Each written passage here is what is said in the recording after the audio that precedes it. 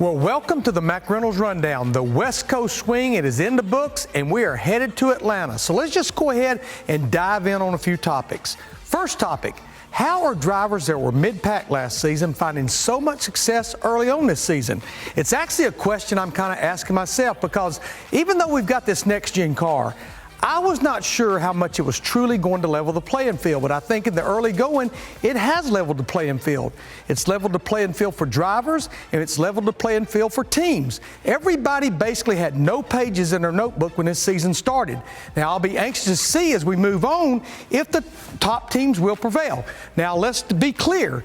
The top organizations, they are the ones that's going to victory lane. Team Penske won Daytona, Hendrick won at Fontana in Las Vegas, and of course, most recently, Stewart-Haas Racing won out at Phoenix. But here's another thing that may be helping some of these smaller teams and some of these drivers that's not had a lot of success. We got to do a lot of testing during the offseason. Now, I'm sure that's helped a little bit, and then maybe even a little bit of practice on race weekend. That's helping just as much. All right, let's move on to my next topic. What's my biggest surprise so far this season in 2022? It's really hard to say just one.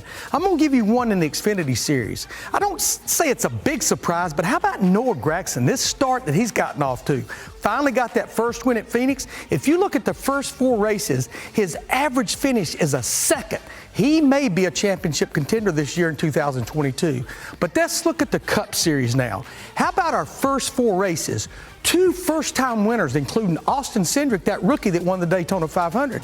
In fact, if you go back to end of last year, our last 10 races, we've had 3 first-time winners because Bubba Wallace won at Talladega back in the fall. But I guess my other big surprise, pleasant surprise, has to be Trackhouse Racing with Ross Chastain and Daniel Suarez. Think about this. This is only their second full season in the Cup Series, and they added a team with Ross Chastain this year.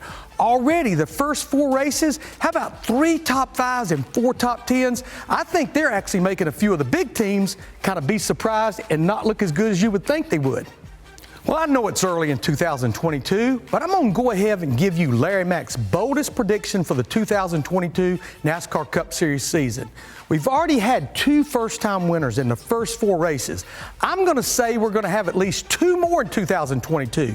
Could it be Daniel Suarez? Could it be Ross Chastain? Could it be Tyler Reddick? All of them have been running well and running up near the front. I say 2 more before the end of the year. I'm going to give you a bonus. We have 8 active champions right now that's full-time in the Cup Series.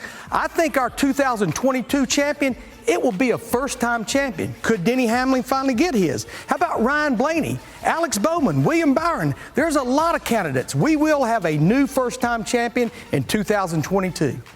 Well, considering we're headed to Atlanta Motor Speedway this weekend, I love this fan question. It comes from Colton Sisson in Little Rock, Arkansas.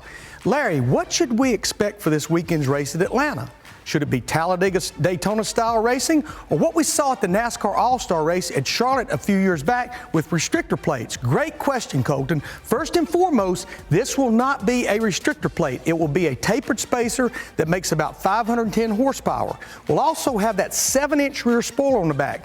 Now, I do think with the brand new asphalt with the 28 degrees of banking at Atlanta, Colton, I do think the draft will play a role.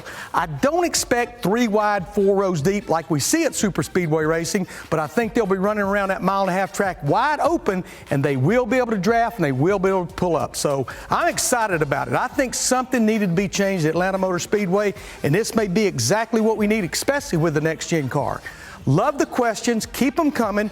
Go to @NASCAR on Fox on Twitter and use hashtag McReynolds Rundown. I'll see you next week. We'll be talking about who won this race on the brand new surface at Atlanta Motor Speedway. Hey race fans, thanks for watching our video. For all NASCAR on Fox news, content, and the best clips from Fox Sports, be sure to follow and subscribe to our channel.